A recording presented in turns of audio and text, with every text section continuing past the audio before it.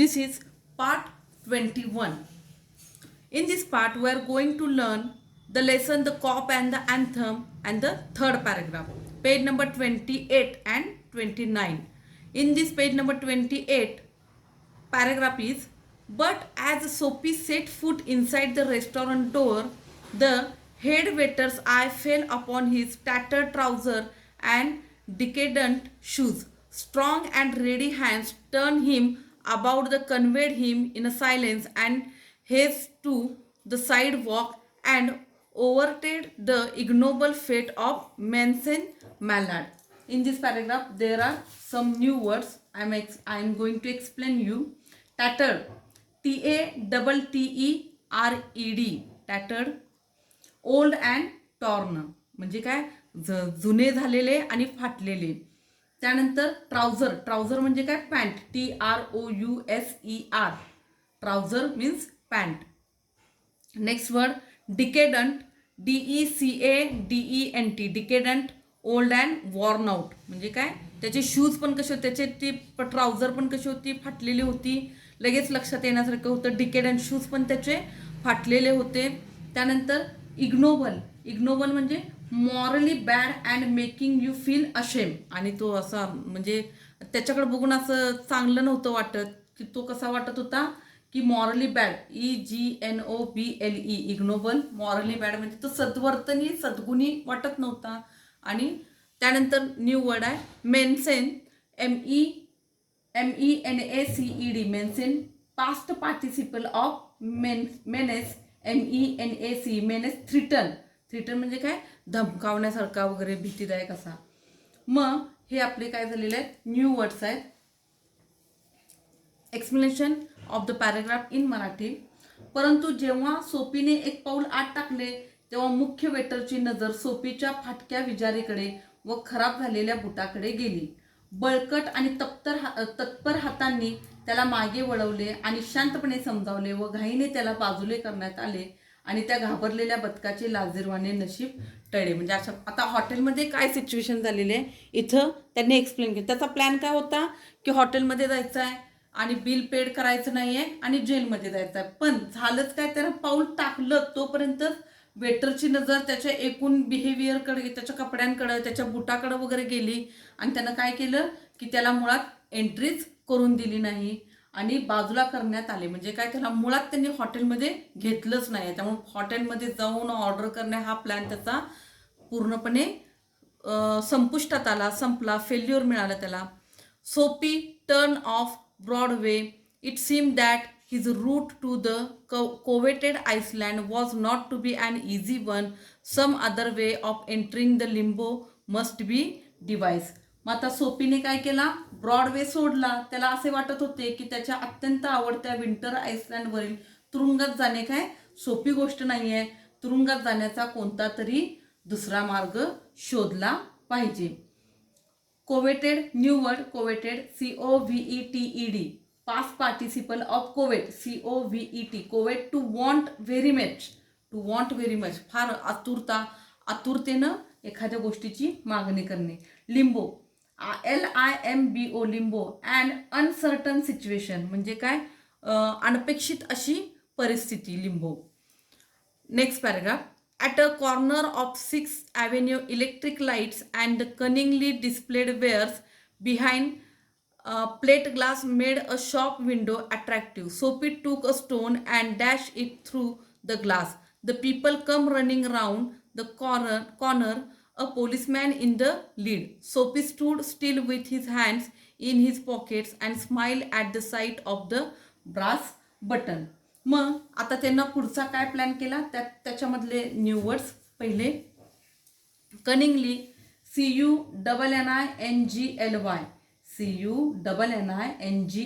Cunningly. Ability to achieve things in a clever way, चतुरता, चतुरपणाने, चालाखीने. कनिंगली म्हणजे काय, ability to in a clever way, चतुरतापणा, धूर्तपणा थोडक्यात.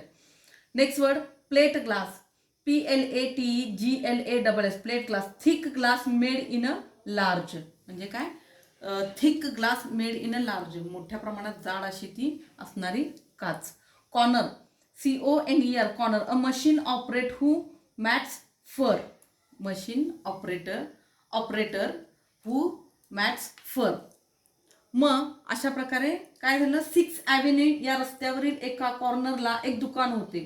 तेथे विद्युत रोषणाई करून जाणीवपूर्वक काचेच्या वस्तू आत ठेवून दुकानाचा दर्शनी भाग आकर्षित केला होता.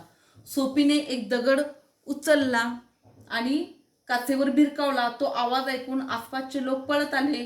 पोलीस त्या सर्वांच्या पुढे होता. सोपी खिशामध्ये हात घालून शांतपणे उभा होता आणि तो आपल्या कोटाच्या पितळी बटनाकडे पाहून हसत होता. अशा प्रकारे काय केलं, सोपीने त्या दुकानावर दगड मारला आणि तो तिथंच थांबला होता. त्याचा हा सेकंड ट्राय होता की बाबा काहीतरी असं करायचं जे इलिगली आहे, जेणेकरून आपल्याला जेलमध्ये जाता येईल. Where is the man and that done that, inquired the police ॲगेटली.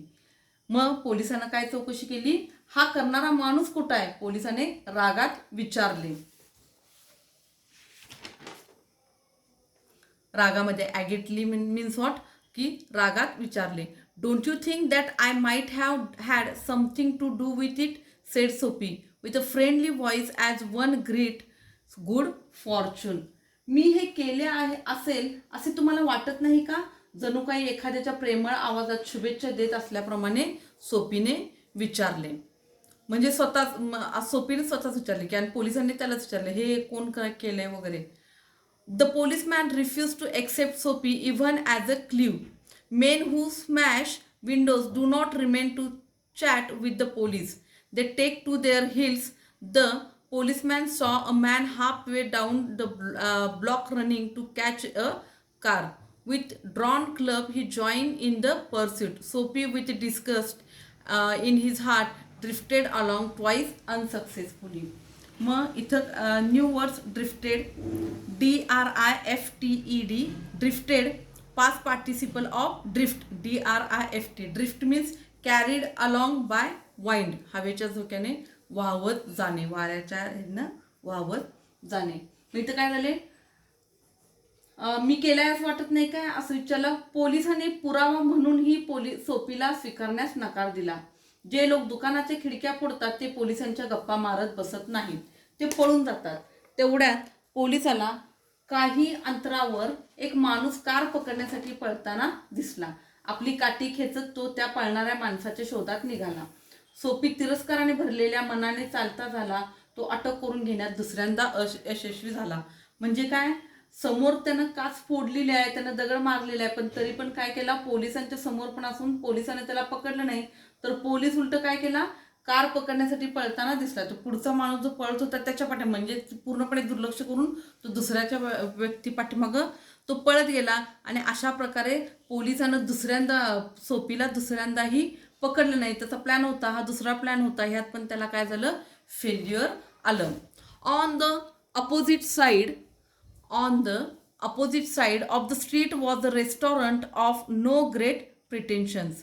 It caters to large appetites and modest purses. Its crockery and atmosphere were thick, its soup and napery thin.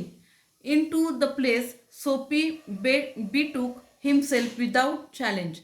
At a table he sat and consumed beefsteak, flapjacks, duff nuts and pie. And then he told the waiter the fact that he minutates coin and himself were total strangers. आता पुढचा शब्द पुढच्या पॅरेग्राफमध्ये काय, new words बघा पहिल्यांदा आलेले, की flap प्रिटेन्शन्स, पहिला तिथं न्यू वर्ड आलेला आहे pretension, PRETENSIONS, pretension. The act to appear more importance, म्हणजे काय, मी खूप महत्त्वाचा व्यक्ती आहे असं आव दाखवणं. Flapjacks, FLAPJACKS, flapjacks, cake made by oats, असे केक ज्यांचे प्रिपरेशनमध्ये ओट्स वापरलेलं आहे, ओट्सचे cake. Doughnuts, DOUGHNUTS, doughnuts, a small cake the shape of ball, म्हणजे बॉल सारखा एक स्मॉल केक.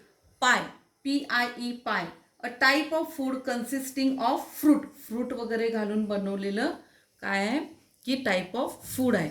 मग अशा प्रकारे रस्त्याच्या पुढील बाजूलाच एक रेस्टॉरंट होते. ते साधेसुधेच होते. ते हौशी खवय्यांना व कमी बिलाची अपेक्षा असणाऱ्या खाऊ घालत होते. तेथे चिनी मातीची भांडी होती व गर्दीचे वातावरण होते. तेथे असणारा रस्सा आणि तेथे असणाऱ्या कापडी वस्तू हलक्याच होत्या. अशा फारशा मागण्या नसणाऱ्या ठिकाणी सोपी सहज प्रवेश करू शकत होता. एका टेबलाजवळ तो बसला आणि बीफस्टेक, फ्लॅपजॅक, डोनट व पाय हे पदार्थ खाल्ले. मग तो वेटरला म्हणाला, माझ्याकडे छोटेसे नाणे आहे. बाकीची रक्कम माझ्यासाठी पूर्णपणे अनोळखी आहे, म्हणजेच माझ्याकडे पैसे नाहीत. मग अशा प्रकारे सोपीनं काय केलं, एखाद्या गरीब म्हणजे लो क्वालिटी, जिथं चीप, जिथं स्वस्तात काहीतरी मिळेल अशा ठिकाणी गेला.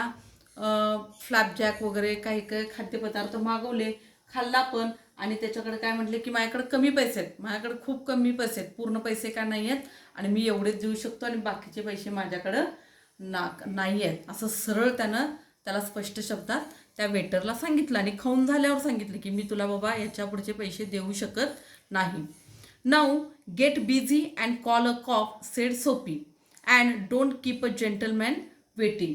मग तो काय म्हटला, ए बघ आता माझ्याकडे हे पैसे नाही आहेत आणि अगदी हार्श शब्दात, आता कामाला लाग आणि पोलिसाला बोलव. सोपी म्हणाला, मी सभ्यग्रस्त असल्यासारखा वाट पाहू नकोस. म्हणजे सोपीचा इतका स्ट्रॉंग प्लॅन होता की स्वतःहून त्यानं काय म्हटलं की आता तू कामाला लाग, आता काय नाही, आणि तू मला सभ्यग्रस्त वगैरे असल्यासारखं वेटिंग करू नकोस आणि मला पोलिसाच्या ताब्यात दे. इतकं त्यानं स्ट्रॉंगला स्वतः सजेशन देऊन टाकलं. इतकी तिला स्ट्रॉंग विल पॉवर होती की बाबा कुठल्याही प्रकारे आपल्याला जेलमध्ये जायचं आहे. हा त्याचा कितवा प्लॅन होता, हा तिसरा प्लॅन होता. No cop for you, said the waiter. बाप रे, आता काय घडलं बघा की त्यानं इतकं सोपीनं स्वतःच सांगितलं की नाही आहेत पैसे आणि मला तू पोलीस बोलव म्हणून, पण त्याला इतकं रिव्हर्स आन्सर आलं. No cop for you, said the waiter, with a voice like a butter cakes and I like the cherry in the Manhattan cocktail. हे कॉन. मग आता तो काय म्हटला, अरे तुझ्यासाठी पोलिसांची गरज नाही आहे, आपल्या कर्कश आवाजात वेटर म्हणाला. आणि मॅनहॅटनमधील लाल बुंद चेरीप्रमाणे डोळे करत त्याने हे कॉन अशी हाक मारली.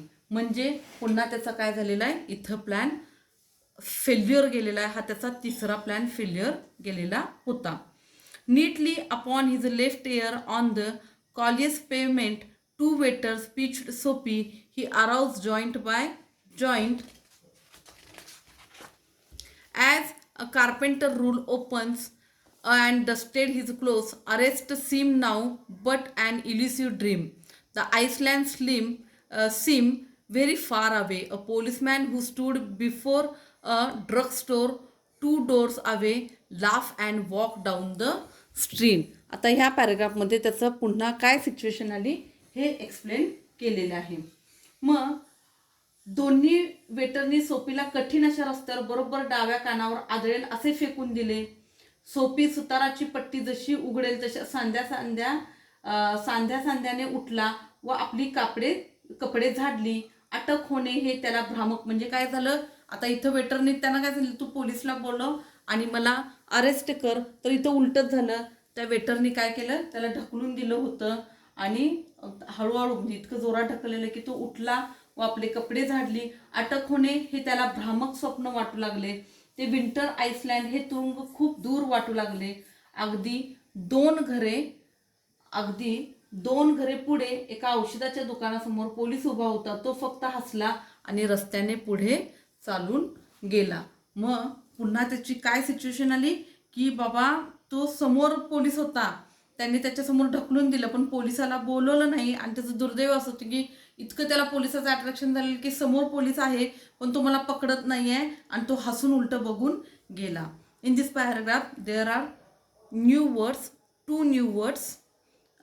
इल्युसिव्ह, ELUSIVE, not easy to catch म्हणजे पकडण्यासाठी अवघड असं असणे. Drug store, DRUGSTORE, shop where you can buy medicines. मग ड्रग स्टोर म्हणजे काय, जिथं आपल्याला मेडिसिन्स विकत घ्यायचे असतात असं, म्हणजे मेडिकलचं दुकान. मग ह्या पॅराग्राफमध्ये अनेक त्याच्या बाबतीत त्याच्या मनाच्या विरुद्ध घटना घडली की वेटरनं त्याला ढकलून दिलं आणि जेव्हा ढकलून दिलं रस्त्यावर पडला. तो हळूहळू उठत होता. तर त्यानं प्रत्यक्षात समोर पोलीस होता, पोलिसनं बघितलं आणि उलटं हसून तो बघून गेला. अशा प्रकारे हा पण त्याचा प्लॅन अनसक्सेसफुल झाला. He got the failure in this plan also. Like this we can stop here in this paragraph. Okay.